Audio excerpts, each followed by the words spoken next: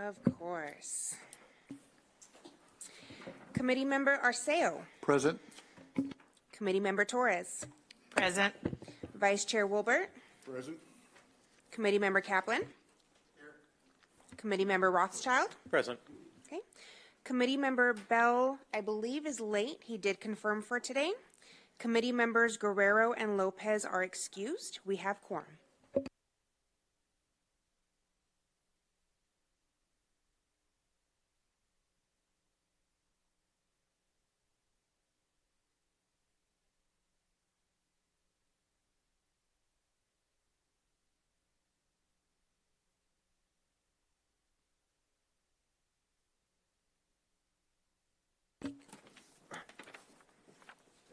What happened to my speakers?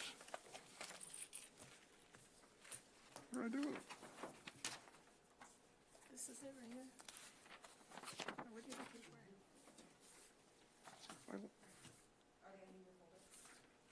I tend to lose things. There they are. Right. You covered them up. That's what the problem was. All right. All right. A speaker slip. Okay, we got that. Speaker slips must be turned in to the secretary. You may mail your request to speak to the public comment in the city, blah, blah, blah. Prior to the 3rd p.m. of the city of the day of the meeting, each request will be cover one speaker. Those who wish to speak must submit their own request to be called on by the chairperson. There is a 3-minute per person time limit on all comments, excluding quasi-judicial hearings. Written comment on any item may also be submitted, which we have, to the secretary to be included in the meeting record. It will not be read aloud by the secretary. Those who wish to speak on public or quasi-judicial hearing items will have 3 minutes for each item. All those who wish to speak, including commissioner and staff, need to be recognized by the chairperson or vice person before speaking. All documents for public review are on file by the city clerk's office and may be accessed on file by going to agenda portal www.sbcity.org. City of San Bernardino encourages public to view the general plan advisory committee meetings on television or online. The meetings is broadcast live on Time Warner Channel 3 or Charter Spectrum Channel 3 and live streamed online www.sbcity.org.gpacwatch.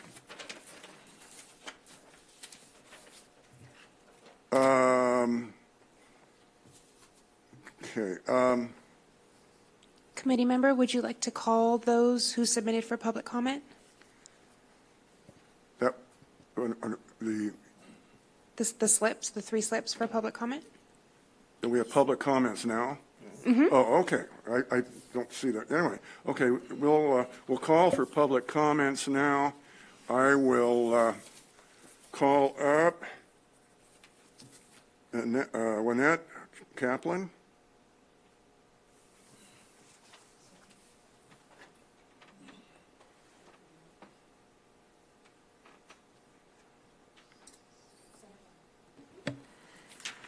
Okay. Before you make your recommendations for zoning in the 5th Ward, I would like to present some data for your consideration. I've lived in the 5th Ward since 1997 and served twice as a fire commissioner for the ward. The northernmost part of the ward has 5 active earthquake faults. 3 of them are active and include the San Andreas Fault. City staff in the past has approved developments that have had all their access roads located on the faults. What will happen in the event of a quake? How will higher density housing areas evacuate? I have supplied a map of the faults for your reference. In addition to earthquake danger, the northern part of the ward is in the state-identified high wind, high fire zone. This area has experienced 3 fires in the last 20 years. It abuts the national forest and experiences winds of up to 125 miles per hour. I, along with 13 others, lost our homes in the 2003 fire. Fire crews were not able to protect homes on 1-acre and 3-acre parcels. How will they fare with higher density housing? The lower portion of the ward, north of the freeway and west of Little League Drive, is protected K-rat habitat and may not be utilized unless comparable habitat is purchased, and none is available at this time. Please, please, take public safety into your considerations when determining the zoning and land usage in the 5th Ward. Thank you. Thank you. Next, we'll have Hank Mitchell.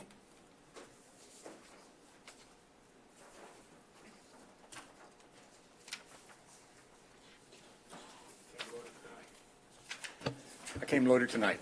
I'm here to speak to you on the 5th. And whatever Oliver says about me, I'll take the 5th or share one.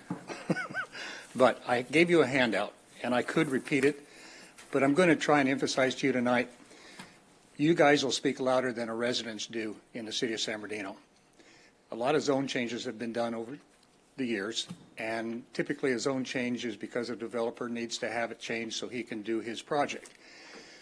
One of the problems is that the city sends out a letter, correct me if I'm wrong, to the local people within 500 or 1,000 feet to get a zone change. Well, in Vermont, in the area that Lynette just talked about, that area west of Little League Drive, is called Bella Vista, is one of the projects that's been proposed, and they want to put warehouses in there. One of the developers does. Another one wants to put homes. To put warehouses in there, they'd have to zone change. There's only one residence within a mile. How many people are going to resist the change? That's why it's up to you, the general plan, to make a stand and speak for us. Vermont needs to stay a bedroom community. It has been one since 1860.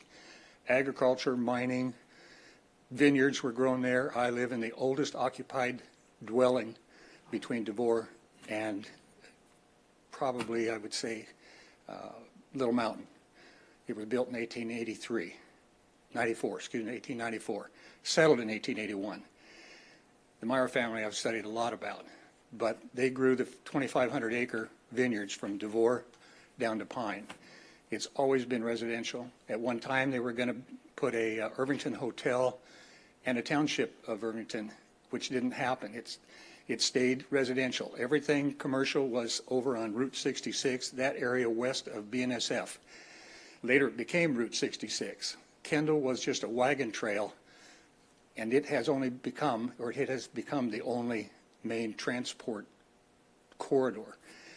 It can be commercial on the west side, south side, and down near University. But when you get up to Pine and that area beyond, it must remain a residential. You'll discuss it here. And there is a couple circles there loosely drawn in the 5th Ward. It talks about spring trails as a specific plan. It's not a specific plan. It's only a project that has not been approved. It's basically abandoned. The only specific plan for Vermont is right here, 1986, signed and certified by the City Council under Mayor Wilcox. The area is all set for entertaining, sports, recreation. Here's a hiking trails proposed, 6 miles, and it includes that area at Bella Vista. Well, I guess I'm done. So please, you'll speak louder than the residents can when it comes to zoning. Thank you. Next, we have Jeffrey Scott.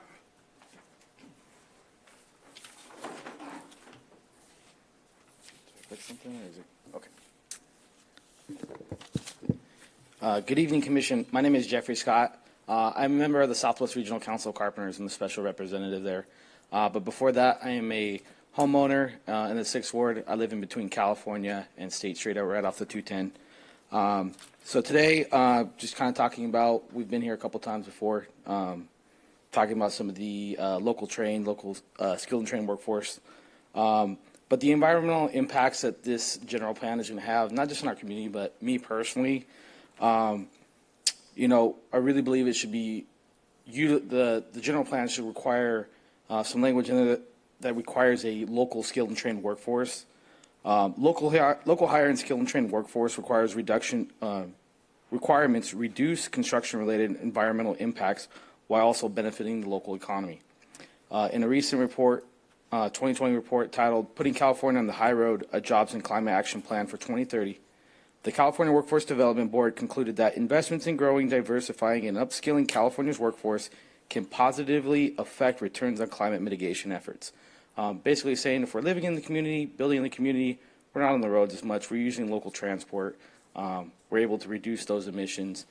Me being the 210 right in front of my freeway, I know how those emissions and those warehousing affect our quality of life. Moreover, just this year, the South Coast Air Quality Management District found that the use of a local state-certified apprenticeship program or a skilled and trained workforce with a local hire component can result in air pollutant reductions. My work as an outreach specialist for the council, what I do is I go into communities and I bring opportunities and let those local residents and those K-12, community college, youth-based and second chance organizations know what opportunities outside of a maybe community college or college pathway is out there. An apprenticeship is one of the, to me, the most attainable goals for some of our residents in San Bernardino. Other cities have not hesitated to apply a skilled and trained workforce requirements for private development projects in their city, such as the city of Hayward in Northern California adopted a skilled and trained workforce requirements into its general plan and municipal code. Local skilled and trained workforce requirements can boost economic development, mitigate transportation, and greenhouse gases at the same time by minimizing vehicle miles traveled. So as a resident, I really enjoyed the workshops that were held around the city. Been to three of them, I believe, my ward, 5th Ward, and 1st Ward. So thank you for the good work you're doing. Thank you for the time. Thank you. So let's see, I'll turn this over to city staff. Good evening, committee members. So we're, the third of our series of three, right, for going through the land use maps as we've done in the last 2 meetings with the exercise. Welcome, Committee Member Bell. Glad you could make it. So with that, Woody, if you would mind doing the introductions of our remainder exercise, please. Yeah. Good evening, everybody. As Oliver mentioned, we're on the third of our discussions tonight. We're going to cover wards 5, 6, and 7, including the area that we just talked about, I think, from some of our speakers. And we will, at the end of the exercise, we'll gather around the table, as we've done previously, and ask for your input, et cetera. Remind you that you have a number of items to assist you. One in particular is the description that we handed out a long time ago of the basic sub-areas and the existing zoning public input, summaries of public input, and the preliminary recommendations for your consideration, et cetera. We hope to get through these three tonight because at the end of this, what we will do is be bringing back to you then what you've done cumulatively, citywide, in terms of information. And we'll talk a little bit later about that process.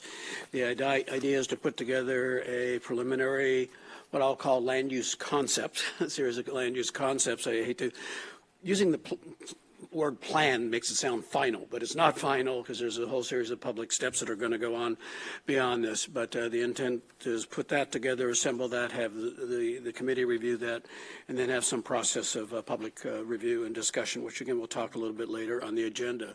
So like we have done previously, let's all gather around our table.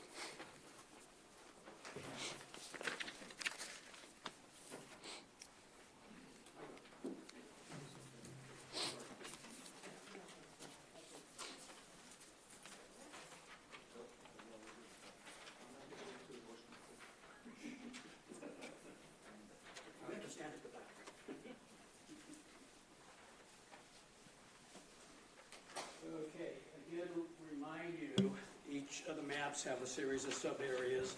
What you see on the map are, again, to remind ourselves, a boundary for the area that we're considering, and a bold line in black text are the ideas that were generated in the public input process about the ideas for the area. In blue are the current designations in zoning, et cetera. And again, all that's on these charts here, if you remember. And we'll walk through these. I think some of these should be relatively fast and simple. So let me start with what's referred to, let me move on to the screen, so we can, again, show the area that we are talking about. We're first talking about the Kendall area. North side, we have the university here. We have current designation of what's called residential urban, which is a sort of a moderate multifamily residential designation. This area, there's a blue line there, is designated as commercial. The balance of the area to the east side is residential medium, and I believe that's developed today, et cetera, with that particular use. From the public, we heard again in the notice of this is almost like that, what you see in that pattern of land use. There's a mix of residential and a mix of commercial within the area.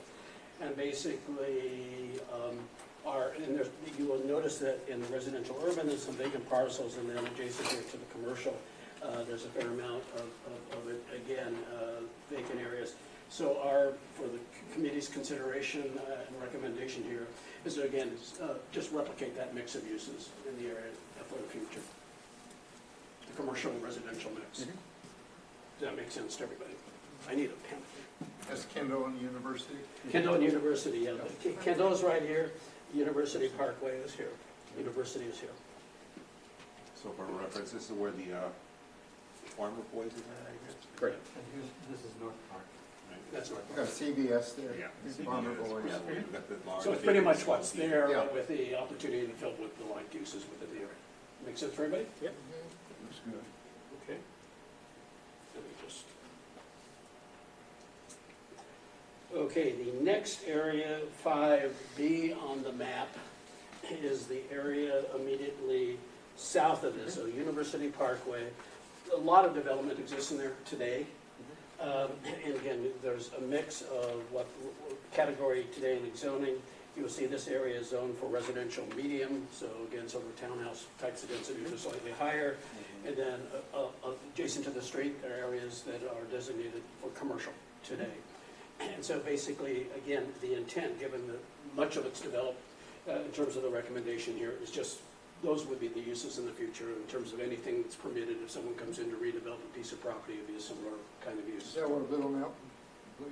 Is that where Little Mountain goes? No, that's where the, Or is that State the Road? no, it's Bonds That's or just This is Ralph's. This is Ralph's. Little Yeah, Mountain. it's Ralph's. Ralph's. Okay.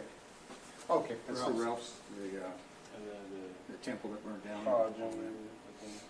Yeah, I think there's a Carl's Jr. in there. et cetera. Exactly.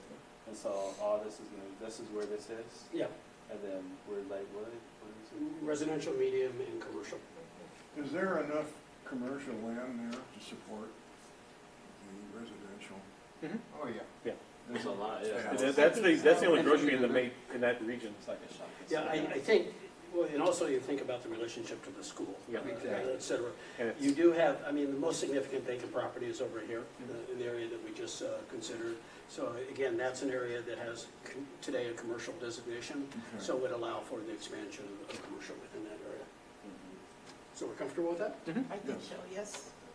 Okay. Right there. This may be an easy one. We're actually going to cover this twice. We're going to cover this we've had some good discussion in this past, in this ward, and it also occurs in Ward 6, but we have a boundary, splicing, the golf course. We had been asked through the public process to consider alternative uses should it basically be declared surplus property by the city, not being continued for public use, et cetera. The input we have, that's indefinite at this point in time. The ideas that were generated from the public were residential, open space, or public continued as well. Our thought at this point in time, because of the lack of certainty to change, make the decision in the future regarding any change of use within the area, and stick with the public, if that makes sense, right? I think Public so. use. Yes. What does that mean? In other words, we haven't locked that into any specific plan. Only by the city, is that it? It'd still be a public, it'd still be a golf course. Oh, I see. Until Or a it park of changes out. some, Of some sort. Can you call it recreation? Right. Can you call it recreation? Your operation. it's just public use. Okay, And Green Line. moving back up into Verdamont area, we have that not the residential area, but we have the area adjacent to this freeway, this corridor right here. Currently, it's split between, you can see this blue line.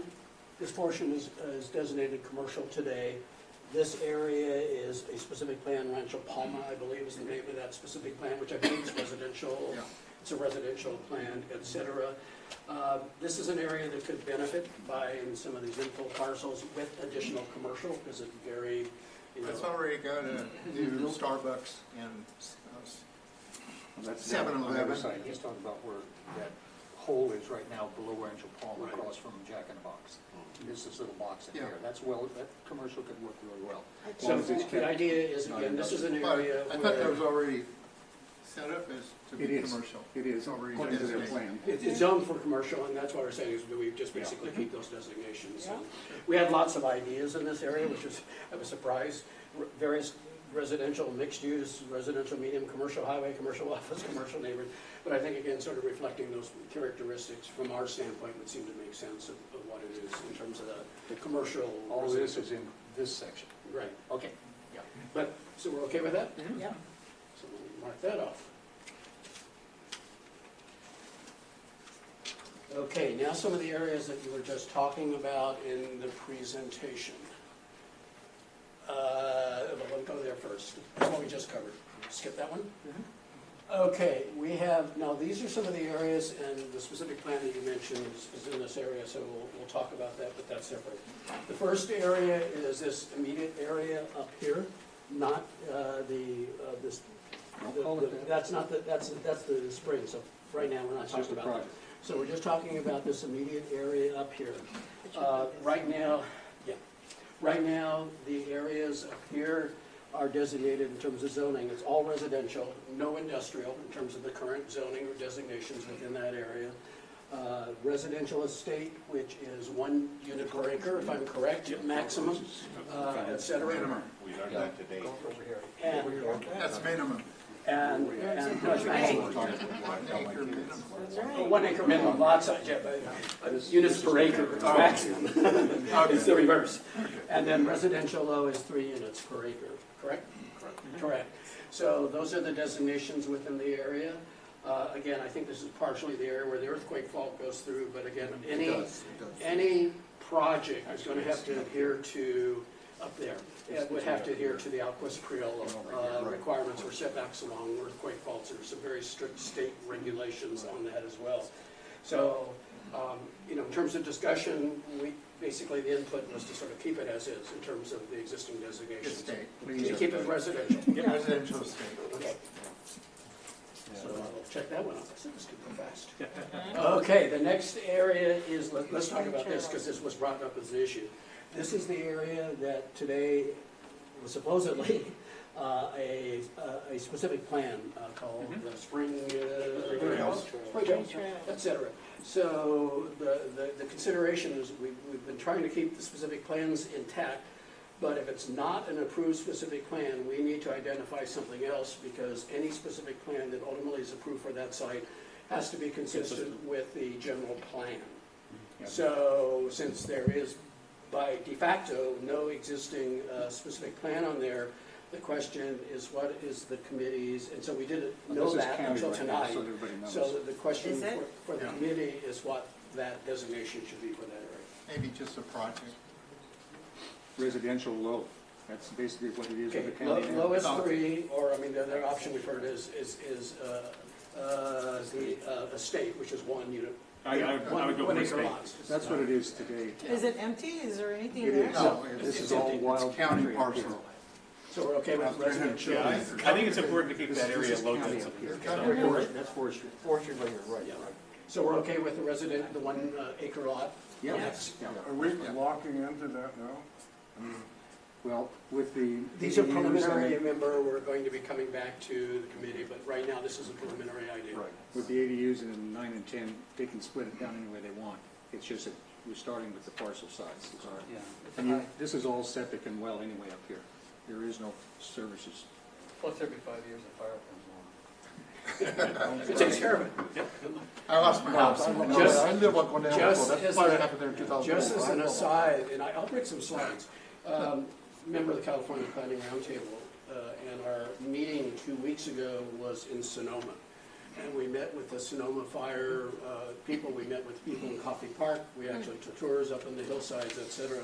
So of seeing the results of that horrible fire a few years ago, which actually burned into a typical single family across the freeway, and burned down a Kmart, which was probably going to go anyway, but burned down the Kmart, took care of the property for them. And basically completely obliterated. What's interesting, I'll show some photographs when we have some time, because what's been built back is really interesting. Because they basically removed all the county regulations regarding types of development, except property setbacks, parking, and those kinds of things. But the architecture, which used to be like a typical tract residential, it's been pretty well differentiated, but it's been, each person has basically done it on their own, including a very contemporary modern building. They did the same thing in Covina, the Kmart that was out Citrus Boulevard. Right. They built a high density, very nice mixed project over there. Yeah. Very, very nice. Well, this, they kept the densities, except for the mobile home site, which was right adjacent to the Right, freeway. exactly, right. They're building affordable housing on that side, 100% affordable. Question, Anyway, that aside. do general plans address hillside management, or is that within the city? That's in zoning, in terms of what when you see hillside, like grading and contouring. Slope retention and what? Yeah, all that's either the subdivision ordinance or the zoning code, Okay, where you'll see okay. that. So we're okay again with the 1 acre lots here? Yes. Okay, the next area is 5H, which I believe is University Health. University Hills. We have two specific plans here, University Hills and Shandon Hills. So University Hills is here, and Shandon Hills is down, right there, down the Right. Oops, I'm sorry. It's off. Yeah. It's right over here, Yeah. isn't it? Yeah, it's right there. Anyway, so the notion in both of those is, since we've got an approved specific plan, just that would be braced by, going back to change a specific plan is pretty tough. We just keep that for those areas. I presume it's okay with everybody? What's the specific plan for those two? Here. It's adopted also, right? It says it's a default to an existing destinations.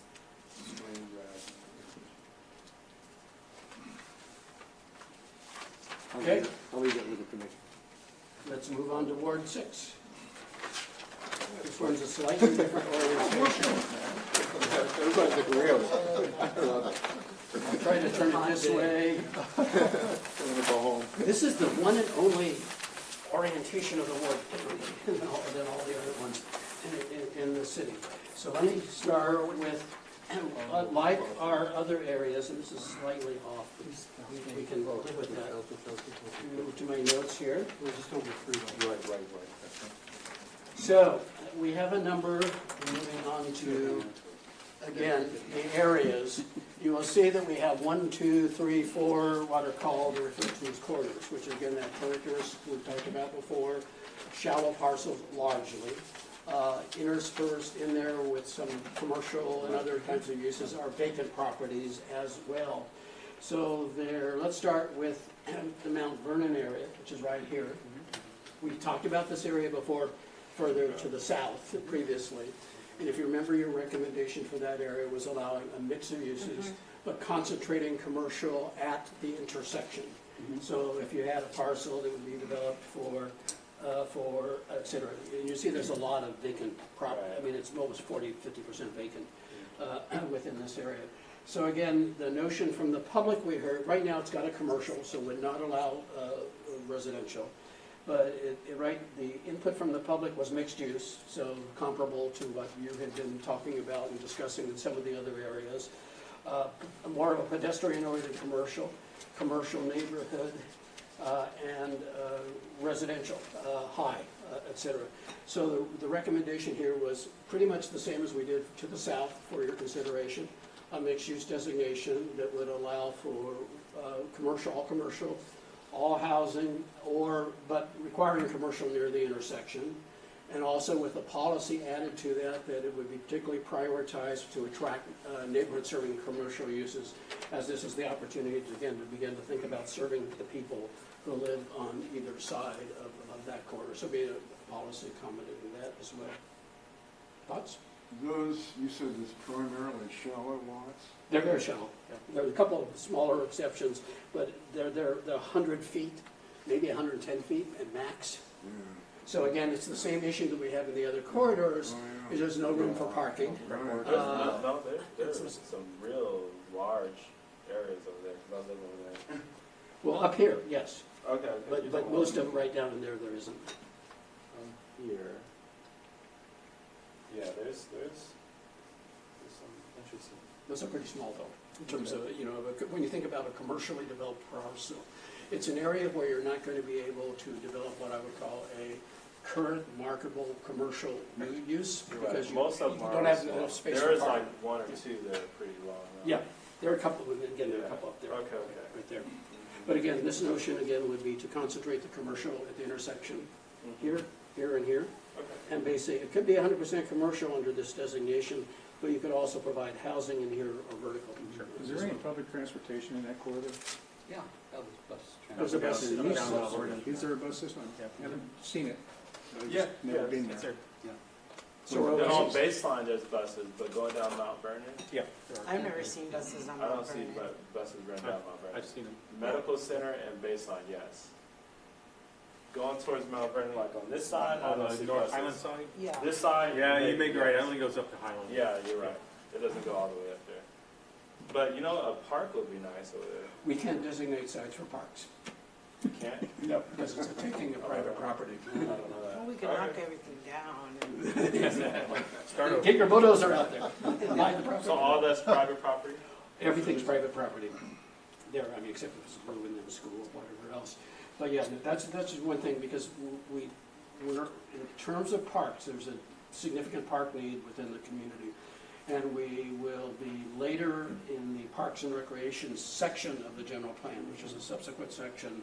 We will not be identifying sites, but we'll be identifying areas of the city that could benefit from additional parkland and create some policies and guidelines about how parks could be provided. But we can't identify specific sites. I think there's a park at 10th and Mount Vernon, Candle, isn't it? Where they played ball before, years ago? Yeah, it's a park somewhere down Yeah. So new lands for park we can't do. Maybe I'm jumping ahead. If so, if what you just said that counteracts what we just said, we're going to relook at it for parks, but we can't designate. We can't identify a site. And we can't say this property should be a park, or from here to here should be a park, if it's privately owned. So it's kind of like it's really not a decision, is it? Well, it's a decision you don't have to make, no, Yeah. in reality. So It'd be like them how do picking you your decide- parcel and saying a park How do you goes there. decide what Yeah. areas can become a park? But the point is the idea that there will be the neighbors In the want to know general that there's going to area. be we thinking there's going to be a park there, and maybe at some point in time, people donate their houses or whatever it happens to be. Or developer put in a large project. We'll talk about how parks are developed once we get to the policies. Okay. Sounds good. But again, we just can't identify a site because it's legally a financial taking of the private property rights. Got it. So we're okay with the mixed use and then neighborhood serving commercial and concentration at the intersection? Yeah. Okay, the next area, or what we refer to as the Route 66 corridor, which is this over here. Where's my map? We're just on it. Oh, just on it. There we are. So we are looking at this area down here. Am I right there? No, it's. No, down there. Down here, I'm sorry.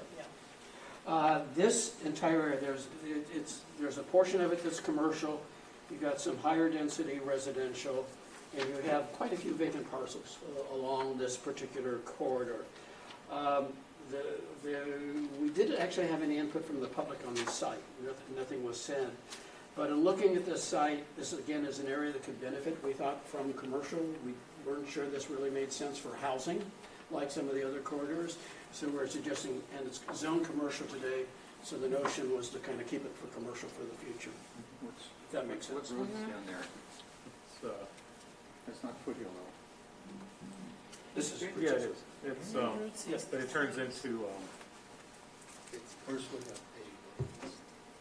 Foothill is a continuous street, it's a major corridor. Right, it is. Baseline, Highland. That's baseline? That's baseline. So Foothill's up here. No, Foothill, No, that's a freeway, I'm sorry. that'd be Highland, baseline. And it's Foothill. Yeah. Foothill's down there. That's out of the area. Yeah. I'm just looking, I can't get so close to see it. I don't see the But doesn't Foothill corridor. Foothill turn to Fifth Street? It's Fifth Street. Foothill. Yeah. That's Foothill. Oh, it is Foothill, okay. Yes, That's what I thought. I know it. This is Foothill. yes. I mean, I drove to Valley College for how many years? I just don't see the road, that's what I'm missing here. So we're okay with commercial? Yeah. Okay, now we're on Highland, west of the freeway, which is the next area here. Again, this is an area that on the west side, or east side, East side or what? yeah, east side, right there, is, on both the north-south side of the street, is currently designated commercial. The western portion is designated as industrial. And we'll come back to this one in a Is this minute. Home Depot? Is that the Home Depot? It's gonna be over. Oh, it's Foothill? It's on the It says east side. on the other side of the freeway. You got the freeway, you got the freeway here. AutoZone, that, Oh, that AutoZone. right Yeah, off so of it's, Sixth Street. it's largely commercial. It's the hodgepodge of, you've got all the food vendors. I like right that. there. The new food section. That's it, that's right there, right around the corner from you. So basically, the recommendation here was to basically, I mean, there are two options here. The notion was to basically keep it with the current designations of commercial and industrial, no reason to change it. I agree. That's good. Okay. Okay, then this area is also an area just east, we're now moving east on Baseline, et cetera. It's an area zoned for office, commercial, and there is a, I believe, project, am I correct if I'm wrong here, proposed housing project? Or I'm pointing? I Yes. think that's the Yes. 96 units. Yes. Yes, okay, so basically the idea was to keep what in effect there, so keep, this would be a mixed-use area in effect, even though it would be horizontal mixed use with residential and some commercial development on these Now, where's parcels. medical center? Where's medical I center? know, that's what I was thinking. Where's medical center? Hospital? Medical center's down Down here. there. Yeah. Yeah. That's the hospital, right? Yep, It's right there. so we're okay with that, residential and commercial? Let me see. I think there is both already there, isn't there? There is. Yeah. It is, You know, with Yeah, the. the really only remaining areas is Right next to the residential poetry area, is which the- is, but it's a that big project, it's apparently. Right to the. Okay, let us move back up to the other side. We just previously talked about this side, University Parkway. We're now University Parkway in the 6th ward over here. And obviously, we have a fair amount of commercial, industrial already built within the area. We do also have a fair number of vacant properties within this area on the, basically the northwest of the intersection here with the freeway, et cetera. Again, we had a whole bunch of different ideas suggested here. This area is currently covered by the University Business Park specific plan. So the intent of the university is not warehousing, but it's intended to be smaller industrial incubator space. You think about somebody coming out of the college who's going to create the new Microsoft Center, if you will, in terms of technology. This is the kind of place they're looking to incubate ideas and industries, and the thought of the, I hate to use a cliche term, intellectual capital that comes out of the university. Is there, yeah, That's gonna the stimulate that kind university of is thought. right there? I'm sorry? Is the university close by? Right here. Right there.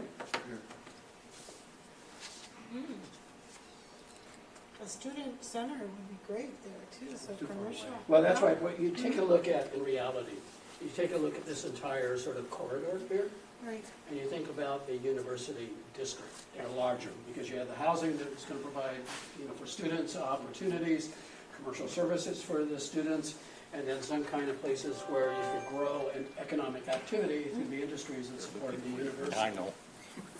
Yeah, sounds good. Okay? We're okay with that? Okay, the next area, advance the slides, is this small area here. This is the golf course again. Yeah. Oh, okay. And this is, just as we said, we'll just replicate on the other side of the freeway what you did on the other side of the freeway. Okay, we do have this area up here by Palm, and this will be interesting here, folks from Verdamont, on the west side of the freeway. The portion, very small portion, that little kind of notch, is currently zoned commercial. The balance of the property is zoned industrial. It's got industrial down here. Your thoughts? Wasn't there gonna be a large This truck is, stop this is where there? the travel center is, right here. Okay. That's a truck stop? Okay. So as a That's already given, been approved. And then we have an application Travel on this center, part. not a truck for stop. industrial? Yes, Okay. Yeah, there's a big box on it for you. there's a few boxes. So basically, we're okay with, I mean, honestly. Is that the Given- one that, Yeah. you plan, approved? So not, no, that, this one's still, Let's see, anything else? On the next Top agenda. cover to that, we covered the golf The course. one that we approved, what? 6I. which one? Half ago. The trucks, the trucks. Okay, we have all, Yes. Restaurants. Yes. we have then all these other, with the blue boundary around it, all these areas up here. And I believe all of them are covered by a specific plan, industrial specific plan. Yes. This is the Cal Mat Cajon Industrial Specific Plan area. So we're sort of living with that. They got a gravel pit Yeah, because they're a mining a company. long time ago. Yeah, Yeah. yeah, it's a gravel pit. No, they were in Norwindale, so I was familiar with that. Okay. One other area is this area here off of Baseline. In this area, Really? It's not there now. we've talked about Mount Vernon. This is an area, the hospital's right here, I believe, right here. This is a sort of mix, there's some vacant properties in here, there's some commercial in here, there's some residential in here in the area. And basically, the current zoning is commercial. There was some recommendation for keeping it as commercial. Shouldn't that, Again, it serves adjacent to the hospital. You might have, I'm just going out on a limb here, and, there's always a need for housing close to hospitals. right, So, I would try and see something where you can put, commercial on the first floor and, Yeah. housing above it. So because mixed then- use. Yeah, because then you've got a place for, the people work at the hospital to live and that sort of thing. Which Well, is true, yeah. I You're right. like that idea. Yeah. That's, I'm thinking that should be that's a community hospital. medical, because it's right with the hospital. should be what, I'm sorry? Medical. I mean, Well, that's what I said, you can put commercial on the first floor with housing above it, and it can be medical on the first floor. yeah, you don't want to do residential. Oh, sure. Oh, sure you do. I think Oh, so. yeah. Yes. I live on the other side of Loma Linda, which my students, I have doctor intern students, they're requiring housing.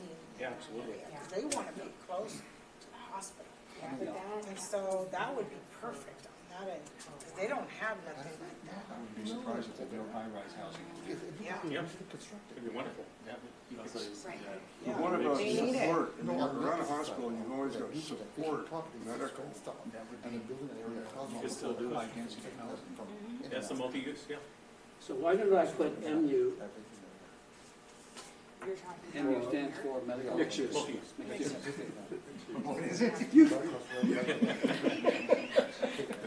And we can't be restricted to medical anyway, as a specific use, because that's too restrictive as well.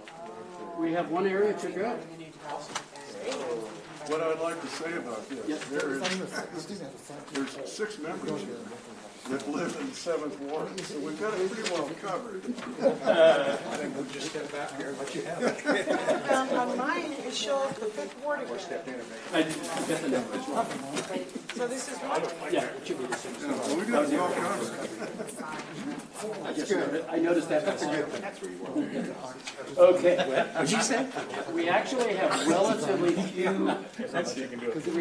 relatively few areas here, and the other advantage to move us along is these are areas that we also previously covered in the fact that we already did cover baseline in our earlier discussion.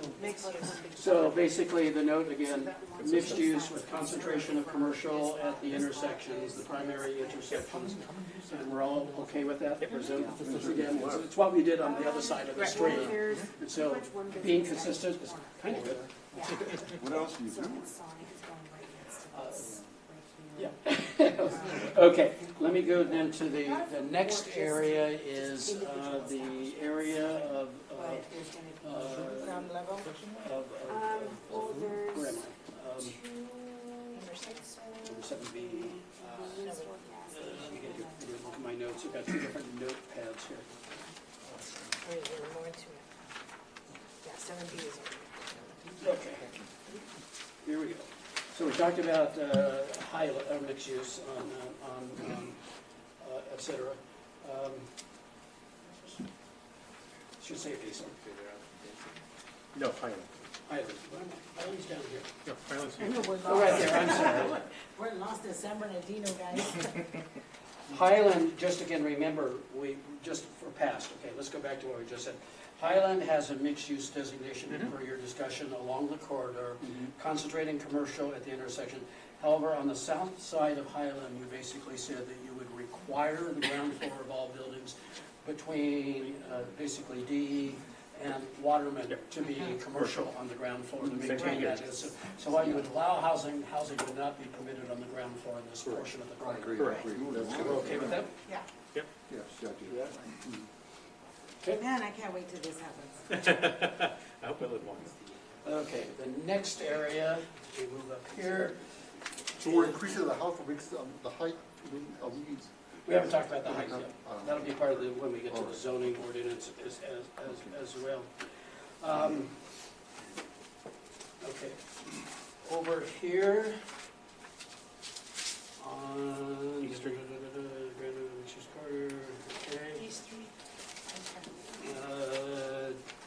Next 7. We're up here on E Street. Yep. Right here. Again, you'll notice that this is underneath, there's some commercial there, some vacant properties there, a very small area of residential at the north end. Again, from the public, we heard housing, we heard mixed use, we heard commercial, and it's currently zoned 100% commercial within this area. Now, remind us, we also had talked about in our discussion that we're talking about a transit corridor along here. Right. So the ability to begin to think about capitalizing upon the presence of transit within that area. And therefore going to, again, recognizing the transit, again, the opportunity for mixed-use development. Right, Marshall and Residential. Yeah. So one thing about that area, and you mentioned it earlier, is it's really going to be neighborhood serving commercial. Again, Very strong. this would be a policy, because again, you look at this. Right, just I understand. Visually, the size of this area, and when you look at where's the closest commercial, there really are two nodes, which bring us up to 40th Street, the same thing. Now, we previously did talk about this area just north. Again, we talked about the concept mixed-use village, but intensification, that this is really a neighborhood place. It is. Yeah, absolutely. Okay. They need more commercial there. Make better commercial. That too. And our last area. This is a mishmash of various zones and categories that apparently used to be in the counties, my understanding, off of Del Rosa. So you've got some areas residential, you can see here in the blue. You've got some residential medium, you've got some residential suburban, you've got some residential high, you've got some just commercial, you've got some everything, and public facility. Where's Del Rosa? I'm sorry, should we go Del Rosa. right here? I think, yeah. Okay, got it, okay, I got it.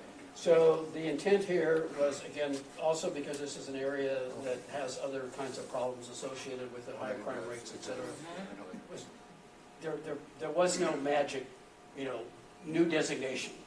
It's just basically the notion was keep the designations as they are and address the issues of code enforcement and other things that need to happen within this area, but try no reason to make it all high-density residential, no reason to turn it all into commercial because you don't have the demand for that within the area.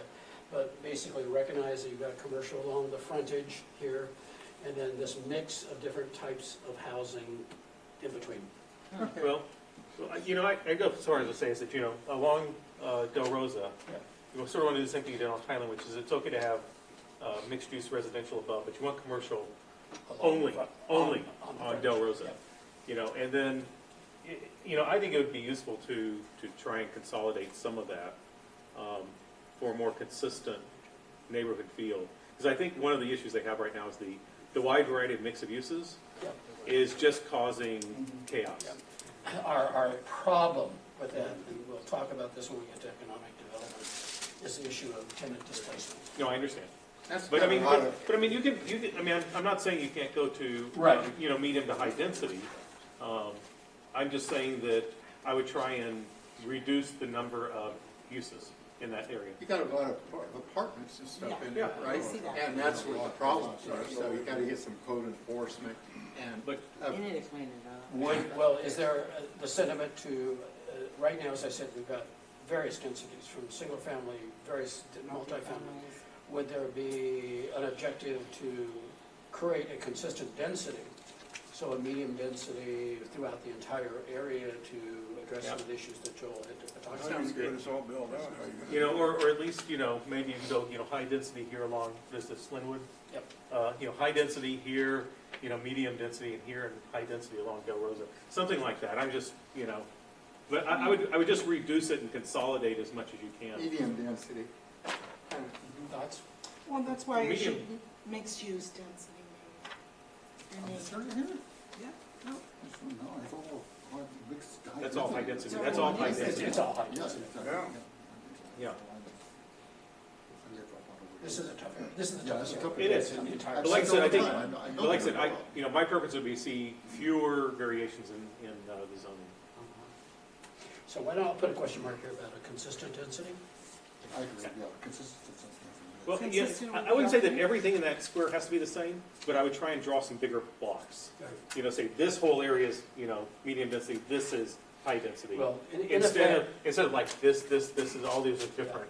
in effect, you have, when you look at the colors here, you have this concentration of medium density here. This tends to be a lower density up here, so the average, like, if you look at the average, higher density down here, lower density down here, in terms of averaging, if you took all the lots and all the acreage and all the parcel sizes within that area, and then, of course, commercial frontage. So we'll look at this, bring it It's back. just a thought. I think so, because I would need to drive over there and see how this is. I don't have a I visual. think on there's this. a need for consistency here, no doubt about that. There's no I know iconic the area well. thing over there. But that used to have the Target right there, right? No, this is where the, there's a gas station, couple of gas stations on either side of the freeway. Oh, There's a Del Target. Taco over here. Yeah. There's a Del Okay, Taco okay. over, Del Taco's over there. So that's all in that area, that's all the apartment. The apartments, exactly, These yep. are all mixed, now a small little retail, that's what. There's a whole bunch of little, Also church over fast there, food too. places. Fast food places, that's what the post office is right. Post office is over here. Post office is There's a yeah. Kaiser over Kaiser there. isn't there? No. Yeah, clinic. Oh, there's, Like yes. a small, okay, I know where it is now. Yeah, I think that's something. It's such an interesting space. As I said, it's probably the most challenging. It is challenging. Yeah, it's like, what do you do over there? I agree, just keep it. Okay, we're all back to your seats. I just wanted to say Wait. one quick thing. Yes. This area right here has been clouded over the past. I just want to clarify it, that is Want to county, be shamed too and much it's under by the that. auspices of the Corps of Engineers, so we can't touch it. And it's a nice piece of land, but we can't use it. And the other issue is it's landlocked. Well, that's the other thing. Are But you talking about these properties? Yeah, those are landlocked. But that could be, with enough money. Okay, let's move on. I didn't either. I don't go by that area too much. I know this area here well, because I live north over here. Where's the casino? No, casino's over here. I don't even On go this side. there. It's over here. It's on this side, yeah. I don't even go there. Okay. This is Pretty Basin right here, right? Where's Valencia? Valencia's right here. Okay, I'm right here. I'm right here on that. That's where I am. Right here. So I travel Del Rosa all the time to get to 210, to go down the road. Yeah. Maps are wonderful. I go down the street. I do because that's a dangerous area. Okay, let me walk you through the next steps and where we are going. So again, there's some degree of clarity. We tonight completed what I'll call the first round of going through the land use maps. We had pretty much consensus on most areas of the city, with a couple of sub areas where we had maybe two different ideas maximum. We will be taking your ideas, and we have created, with city staff's review, and this will be revised, a series of what we call land use categories that will be depicted on the map. What you will see on here looks very much like what you saw during the community workshops in terms of the uses there. We've just added some numbers to them, what the densities mean, and some descriptions. This will be sent out to you. We need to do some revisions. But basically, for each of these areas on the map, there will be a designation that corresponds to one of the designations on this category.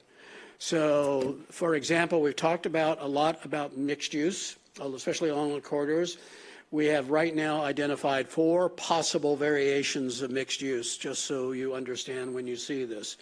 One is if you have a boundary around, let's say, 3 or 4 blocks and call that mixed use, you have the option, if you're a developer property owner, to be 100% commercial, 100% residential, or vertical mixing of the two. That's option 1. Option 2 is, as we've just talked about in some of the areas, such as on Highland, is to require that if we have, again, a boundary for an entire area, and as we talked about Mount Vernon, is to require that the commercial at the intersections of the major intersections, so let's say Mount Vernon and Fifth, whatever it is, that the ground level be developed for commercial within the area. While you could still have housing independent and also the area commercial there. The third option is mixed use 3, is the area that we just talked about between Waterman and E on Baseline, where we're basically going to say it is mixed use, but only basically vertical or behind. We're going to require commercial along the street frontage in each of those areas. And then the fourth category is the mixed use village or center that we've talked about, which has, think of an old shopping center that's being repositioned and has prop depth and basically a mix of uses where you would require commercial along the frontage and housing possibly to the rear or however else on the site, as you saw some of the photographs before. So we're going to prepare maps that will have all of these designations on them, et cetera. There'll be an internal review process with city staff. There will also be some quantification. What does this really mean? How many housing units are we talking about? How much non-residential square footage, et cetera? This is going to take a couple of months to get through, et cetera, but it will be coming back to you. We will also be having it posted on the website for public to take a look at and review and comment upon.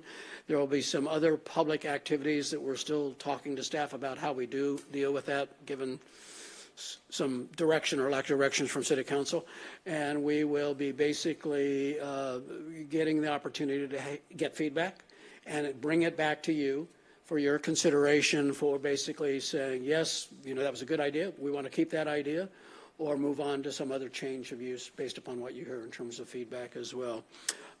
So basically on the charter, you'll see we've got the classifications basically completed. We'll be turning that into a diagram for review. Ultimately, with public review, there'll be GPAC review, and then the GPAC series of final recommendations.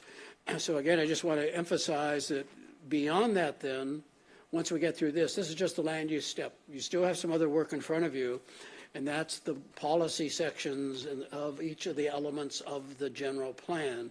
So, for example, I had shared here with me tonight some of the existing narrative description, for example, on Verdamont, and basically there will be some things in there that will be policy, addressed through policy, not through the mapping. So all the policy sections we'll be bringing to you, and each of those steps will have the opportunity for the public to review, public provide feedback on, et cetera, taking us into the beginning of next year, where we will then have a consolidated document where we then will go to the Planning Commission for consideration and then ultimately to the City Council. The importance, though, is we want to get this map done first, because getting the map done is it triggers the environmental process as well for the review of where we quantify traffic impacts and noise and greenhouse gas emissions and all those things we have to do for the environmental impact report. So our intent is to take the map that you produce to the Planning Commission for review and direction in the City Council for review and direction. They cannot approve it at this stage, or because you can only approve a plan map once you have environmental study. So this is really just a step, if you will, in the process that still has some months ahead of us as well. But that is the sequence. The other thing that's upcoming, that just so you, if you don't know, the downtown specific plan is moving very much ahead. The advisory committee meeting had their next to last meeting last night. There's only one more meeting to go.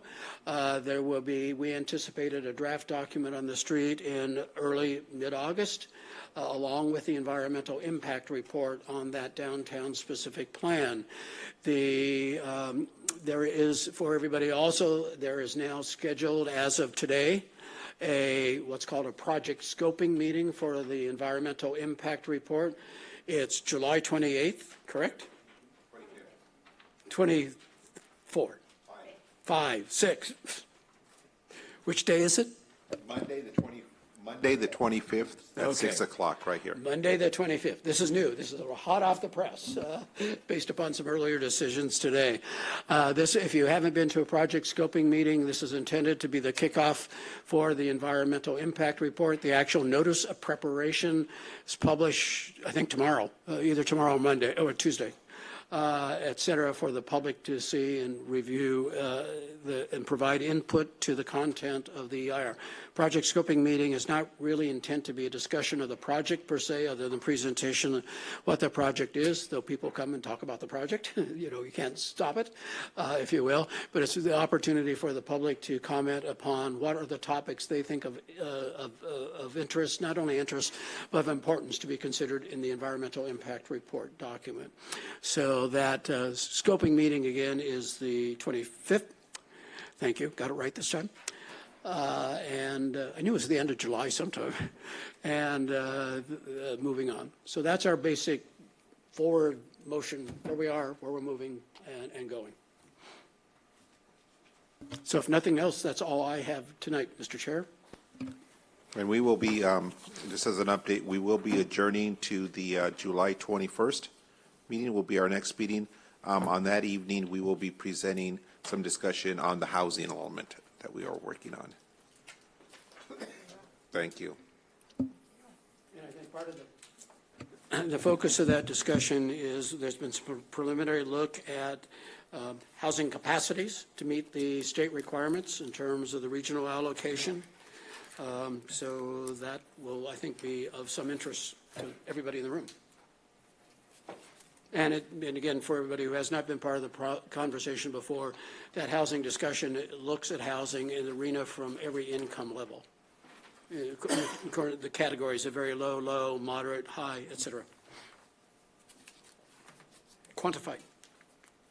Do we have any other reports or announcements, or I think we've got plenty of time to review all this again if we wanted. This is remember our first night we got through one ward. Yeah, I remember. So congratulations. Terrific. So end of the meeting, and everybody have a super safe 4th of July. Thank you. And, Thank you. Yeah. Take care. You too.